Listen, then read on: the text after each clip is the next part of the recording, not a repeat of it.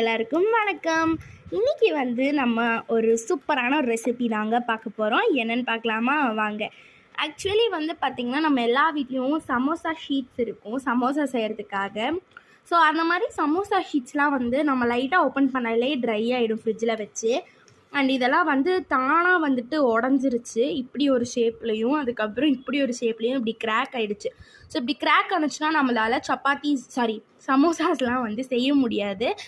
ஏன்னா உள்ளே இருக்கிற ஃபில்லிங் வெளியே வந்துடும். ஸோ அப்படின்ற இருக்கும்போது இந்த மாதிரி நம்ம தனித்தனியாக ஃப்ரை பண்ணி அதை இந்த மாதிரி பொடிசாக இப்படி உடச்சி போட்டுட்டு அதில் டொமேட்டோஸ், அதுக்கப்புறம் க்ரீன் சில்லிஸ், அதுக்கப்புறம் ஆனியன் இது எல்லாமே சேர்த்திட்டு சாட் மசாலா, சால்ட்டு, அதுக்கப்புறம் சில்லி பவுடர் இது 3யும் போட்டு நல்லா மிக்ஸ் பண்ணிவிட்டு மேலே கொஞ்சம் கருவேப்பிலை போட்டு சாப்பிட்டிங்கன்னா சும்மா செம்ம டேஸ்ட்டாக நச்சுன்னு இருக்குங்க.